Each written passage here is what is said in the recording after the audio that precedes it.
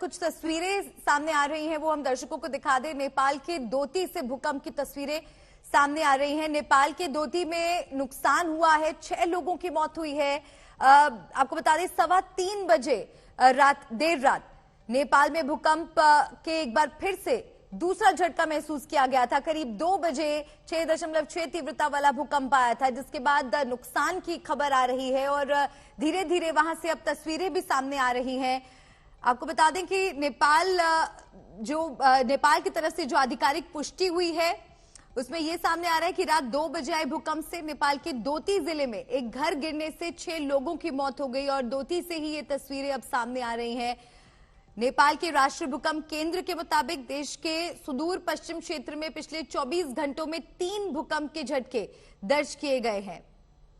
यानी कि कल रात की अगर बात की जाए तो नेपाल के लिए काफी भारी रात थी। रात 2 बजे भूकंप के झटकों से दहला नेपाल और वहां पर जानमाल का नुकसान भी हुआ है। भूकंप से 6 लोगों की मौत की पुष्टि वहां से हुई है। 5 लोग बताए जा रहे हैं कि भूकंप की वजह से घायल हुए। रिक्टर स्केल पर भूकंप की तीव्रता 6.3 रही और 3 बार झटके महसूस किए गए। दिल्ली एनसीआर तक भूकंप के झटके महसूस हुए।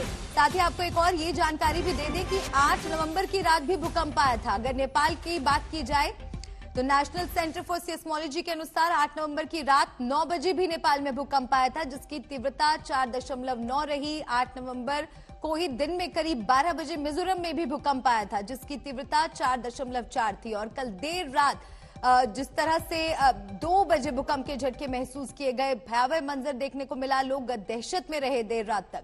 क्यों आते हैं भूकंप, इससे जुड़ी जानकारी भी हम आपको देखिए ग्राफिक्स के जरिए बता रहे हैं। 4 परतों से धरती बनी है, inner core, outer core, mantle core और क्रस्ट।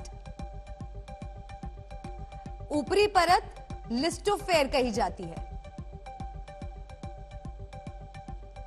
50 किलोमीटर की परत वर्गों में बटी होती है। इन वर्गों को टेक्टोनिक प्लेट कहते हैं। टेक्टोनिक प्लेट से ज्यादा हिलने पर भूकंप आता है। तो भूकंप के झटके क्यों महसूस किए जाते हैं, क्यों आता है भूकंप, ये भी हम आपको समझाने की कोशिश कर रहे हैं। क्योंकि भूवर्ग के वैज्ञानिकों के मुताबिक भूकंप की असली वजह टेक्टोनिकल प्लेटों में तेज हलचल होती है। इसके अलावा उल्का प्रभाव और ज्वालामुखी विस्फोट, माइन टेस्टिंग और न्यूक्लियर टेस्टिंग की वजह से भी भूकंप आते हैं। और रिक्टर स्केल पर भूकंप की तीव्रता मापी जाती है। इस स्केल पर 2.0 या 3 की तीव्रता का भूकंप हल्का होता है, जबकि 6 की तीव्रता का मतलब शक्तिशाली भूकंप होता है।